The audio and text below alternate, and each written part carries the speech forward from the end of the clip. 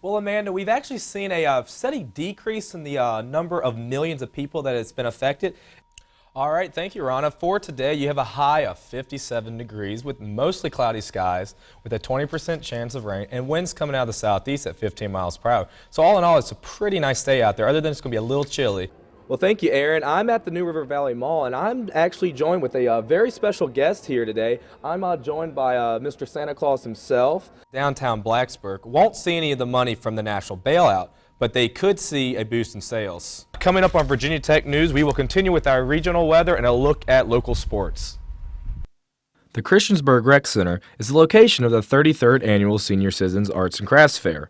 The craft show, unlike the one that is held early in December, has an age restriction. Only senior citizens may enter the show. The show also is smaller because no commercial goods are allowed and all items must be homemade. There is a steady flow of shoppers that stop by the booths.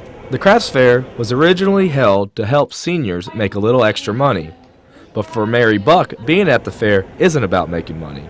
It's not something I do for a living, it's something I do for fun, so I'd like to make at least what I made last year, but it's not necessary. Mary is just grateful to share her gift with anybody who's buying. This year, she's added some new embroidery prints, along with some that have a certain hokey feel. But what makes this craft show different from others is the shred-a-thon that is held outside.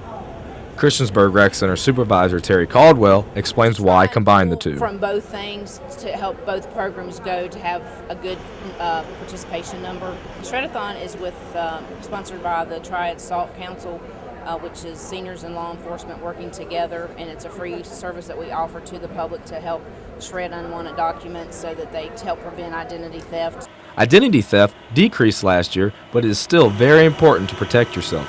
Last year, 8.4 million Americans had their identities stolen. Of that, 13% were senior citizens.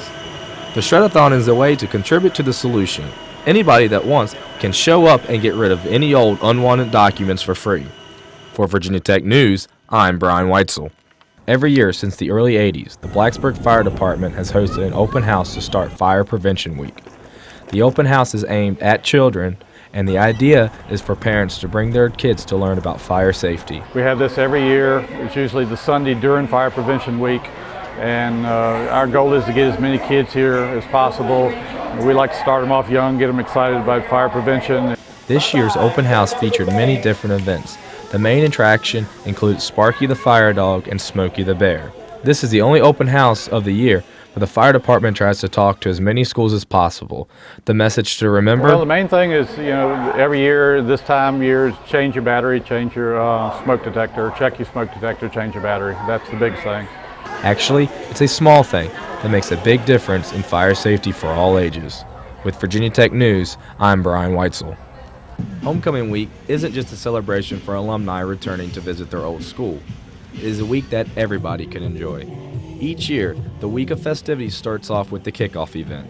The event had to be moved this year due to construction on the Henderson lawn, but that didn't stop people from coming out. Local and national vendors showed up to give out free drinks and everyone's favorite, free hokey tailgate supplies.